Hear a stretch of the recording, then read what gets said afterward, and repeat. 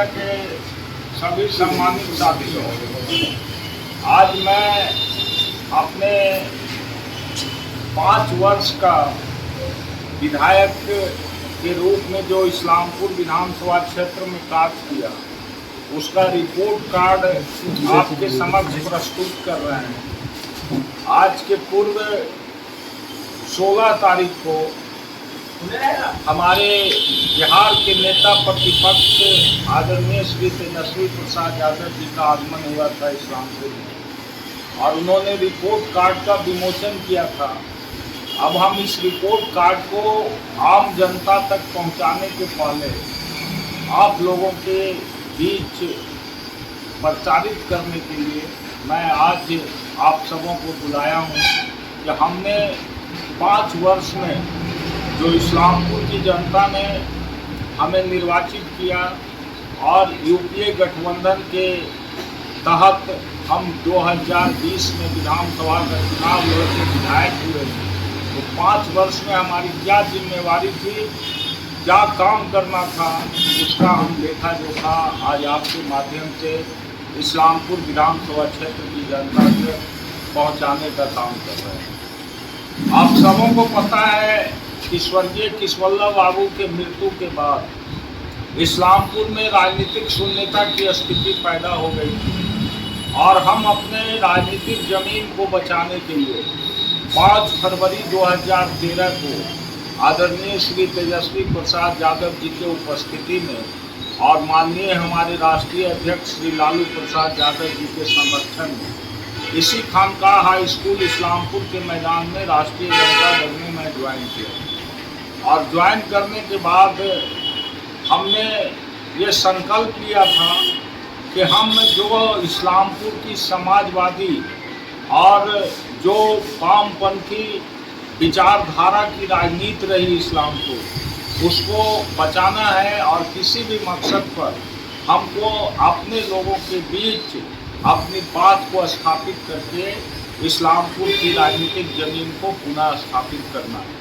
आप सभी लोग जानते हैं कि हमसे पहले 20 वर्ष तक लगातार यहाँ एनडीए के विधायक रहे, और सरकार भी बिहार में उनकी है, लेकिन किसी भी विधायक ने अपना कोई रिपोर्ट कार्ड पेश करने का काम नहीं किया।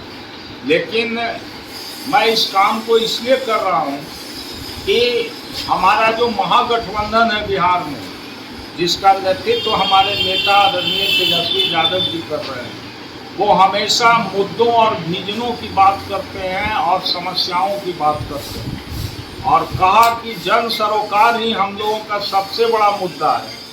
इसलिए मैं यूपीए गठबंधन के सिपाही होने के नाते हमारा ये दायित्व बनता है कि नेता के विचारों को जमीन तक पहुंचाने का काम किया जाए, और उसी उद्देश्य से हमने बहुत सारी इस्लामपुर के अंदर योजनाओं का विधायक फंड से सरकार के विभाग जो हैं, उसमें ग्रामीण कार्य विभाग, सिंचाई विभाग, लघु सिंचाई विभाग, स्वास्थ्य विभाग, ये तमाम विभागों से हमने बहुत सारे सड़कों का, नहरों का, बैंक का, विद्यालय का निर्माण और हॉस्पिटल का निर्माण करवाया है।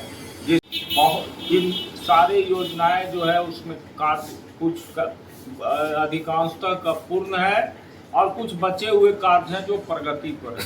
इसके बाद भी कुछ योजनाएं हैं जो इस रिपोर्ट कार्ड में नहीं आ सकी है समय की वजह से, वो भी हम लोग अलग से एक जारी करेंगे कि कितना और काम बचा हुआ है। दूसरा, ग्रामीण कार्य विभाग से 57 नई सड़कों का निर्माण हमने करवाया। फिर ग्रामीण कार्य विभाग से ही 145 सड़कों की मरम्मती हुई। विद्यालय में 13 भवनों का निर्माण हमने करवाया। लघु सिंचाई के लिए 11 योजनाओं की स्वीकृति दिलाया, और वो सारी योजनाओं का काम लगभग पूर्ण है। शहरी विकास के लिए 10 योजनाओं की स्वीकृति हम इस्लामपुर और एकंदरसराय नगर परिषद का जो और नगर पंचायत का इलाका है वहाँ हमने स्वीकृति दिलाने का काम किया। फिर 2 पुल का निर्माण हम अपने विधानसभा क्षेत्र में, बड़े पुल का, एक सुंदर बीघा से लेकर के बनौली तक, और दूसरा ये जो शोभा बीघा से नवाबगंज पथ गया है उसमें ये नाला पर जो पुल बना हुआ था बहुत जीर्ण स्थिति में था, उसका नया पुल का टेंडर भी हो गया है और टेंडर की प्रक्रिया समाप्त हो गई है, उसमें भी काम लगेगा, उसका भी हमने स्वीकृति दिलाया। उसके बाद पैमार सिंचाई योजना का उन्नयन करवाया। फिर इस्लामपुर नगर परिषद में बहुउद्देशीय भवन निर्माण की स्वीकृति दिलाया। फिर जलवार नदी में चुल्हन बीघा के पास छिलका का निर्माण कराया। 3 अतिरिक्त प्राथमिक स्वास्थ्य केंद्र लारनपुर, खुदागंज और तिल्हाड़ा में हमने स्वीकृत करा करके लाया, जिसमें लारनपुर और तिल्हाड़ा का अस्पताल लगभग पूर्ण होने की स्थिति में है और ये भूमि विवाद के कारण तिल्हाड़ा का खुदागंज में जो हॉस्पिटल का निर्माण है वो अभी लंबित है, न्यायालय में मामला चल रहा है, बहुत जल्द उसका निष्पादन होगा तो काम लगेगा। और फिर 11 हेल्थ एंड वेलनेस सेंटर हमने निर्माण करवाया है। ये हमारा रिपोर्ट कार्ड का मुख्य बिंदु है जिसके संबंध में हमने आपके सामने इसको प्रस्तुत किया। इसके अलावा बहुत सारी छोटी योजनाएं हैं जिसका हमने इसमें जिक्र किया है, सबका विवरण देने में काफ़ी समय लग जाएगा, इसलिए मैं सिर्फ और सिर्फ यही कहना चाहता हूँ कि हमने एक नई संस्कृति और नई परंपरा का शुरुआत किया। चूँकि लोकतंत्र में जनता के प्रति प्रतिबद्धता ही जनप्रतिनिधि का सबसे बड़ा कर्तव्य है और जनता ने जब हमको निर्वाचित किया तो हमारा दायित्व था इस्लामपुर का सर्वांगीण विकास करना। और इस्लामपुर का सर्वांगीण विकास हमने बिना कोई भेदभाव, जाति पाति, धर्म के आधार पर नहीं, बल्कि आम जनता के कल्याण के लिए जो समाज के अंतिम पंक्ति में बैठा हुआ व्यक्ति है उस तक विकास की योजना कैसे पहुंचे, इस काम को हमने बखूबी अंजाम देने का काम किया। और हमें गर्व है कि मैं विधायक रहते हुए एक भी गांव हमारे विधानसभा क्षेत्र में ऐसा नहीं है जहां कि हमने सड़क से जोड़ने का काम नहीं किया। हमारे पूर्व जो लोग यहाँ के जनप्रतिनिधि हुए उन्होंने जात के आधार पर, धर्म के आधार पर लोगों के साथ विकास में भेदभाव करने का काम किया, जिसके कारण अभी तक 57 सड़क छूटा हुआ था और हमने संकल्प लिया था विधायक बनते ही कि मैं एक भी सड़क को नहीं छोड़ूंगा, सारे सड़क को बनवाऊंगा और सारा सड़क हमने बनवाया। नगर परिषद का दर्जा दिलवाया इस्लामपुर को। इसके बाद इस्लामपुर नगर परिषद में जितनी बड़ी बड़ी योजनाएं थी सबका हम कुछ का शिलान्यास किए हैं, कुछ का शिलान्यास बाकी है, सारा का झलक है इसमें। हम अंतिम बात ये कहना चाहते हैं कि हम लोगों को बहुत खुशी है और अच्छा लगता था सुन के कि हमारे जिला के मुख्यमंत्री माननीय नीतीश कुमार जी हैं जो बिहार का प्रतिनिधित्व कर रहे हैं और 20 वर्ष तक लगातार उनके ही विधायक रहे एनडीए का। लेकिन इस्लामपुर को क्या मिला? उपेक्षा के सिवा क्या मिला इस्लामपुर विधानसभा को? पूरे इस्लामपुर विधानसभा में 20 वर्ष में सिर्फ इस्लामपुर में एक नर्सिंग कॉलेज खोला गया और वो नर्सिंग कॉलेज भी आज बंद की स्थिति में है। बीआईटी, आईआईटी कोई कॉलेज यहाँ नहीं खुला, यहाँ कोई डिग्री कॉलेज नहीं खुला जिससे कि बाल बच्चा अपने लोग पढ़ा सके। महिलाओं के लिए कोई डिग्री कॉलेज नहीं खुला। इस्लामपुर सुभाष हाई स्कूल में स्टेडियम का निर्माण, सुखदेव एकेडमी एकंगरसराय में स्टेडियम का निर्माण आज तक नहीं किया जा सका। आज आपका मुहाने नदी का तटबंध, आज भी मुहाने नदी का मुंह को नहीं खोला गया जिससे किसानों के सामने सिंचाई की समस्या है। हमने तिल्हाड़ा को प्रखंड बनाने का मांग किया, उसको दर्जा नहीं दिया गया। इस्लामपुर को अनुमंडल बनाने का मांग किया, उसका दर्जा नहीं दिया गया। 22-23 नदी है एकंगरसराय में, उसका पूर्वी भाग का आज तक खुदाई नहीं हुआ।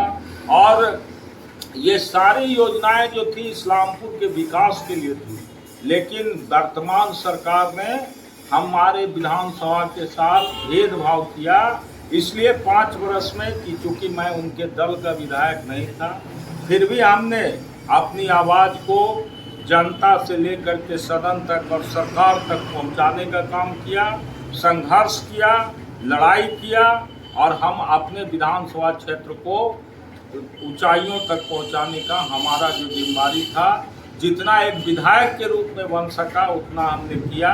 यदि हमारी सरकार होती तो एक भी योजना जो छूटा है वो नहीं छूटता।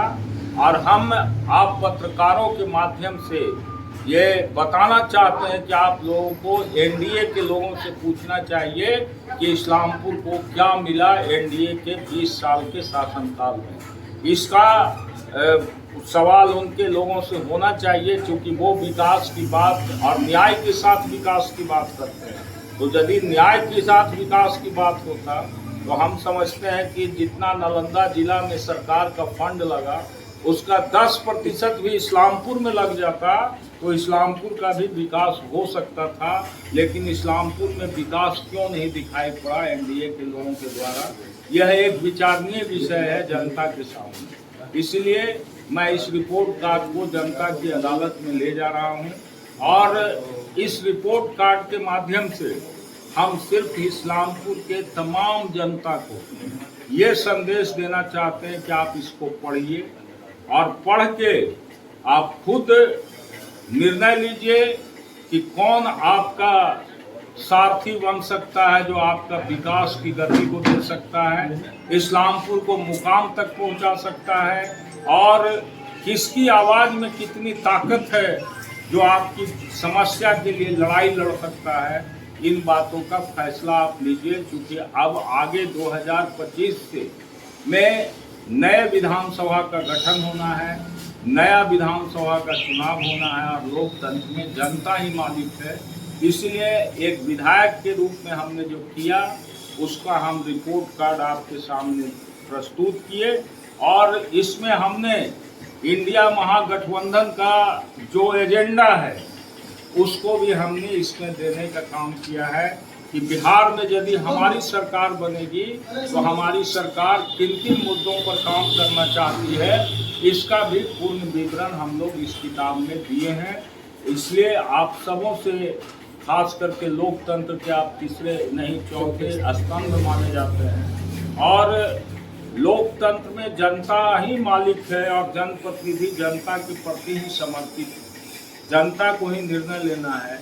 इसलिए हम चाहेंगे कि आप प्रेस और मीडिया के लोग हैं, इसको आम जनता तक पहुंचाइए और कोई भी, मैं आपके माध्यम से कहना चाहता हूं कि कोई भी इस रिपोर्ट कार्ड के संबंध में, इस एजेंडा जो हमने दिया हमारी सरकार बनने के बाद हम क्या करना चाहते हैं, सारे चीज़ों पर यदि कोई बहस करना चाहते हैं, कोई सवाल खड़ा करना चाहते हैं, हम सोशल मीडिया के प्लेटफॉर्म से लेकर के आम जनता के प्लेटफॉर्म तक उनके साथ बहस करने के लिए तैयार हैं, उनका जवाब देने के लिए तैयार हैं और यही हमारी पूंजी है। हम लोग काम में विश्वास करने वाले लोग हैं। काम यदि जनता विश्वास करेगी तो फिर आगे जनता को ही निर्णय लेना है। इसलिए मैं इस रिपोर्ट कार्ड के माध्यम से अपना और अपना जो हमारा इंडिया महागठबंधन उस दोनों का विजन भी हम प्रस्तुत कर रहे हैं। बहुत बहुत आप लोगों को धन्यवाद। यदि कोई सवाल है तो सवाल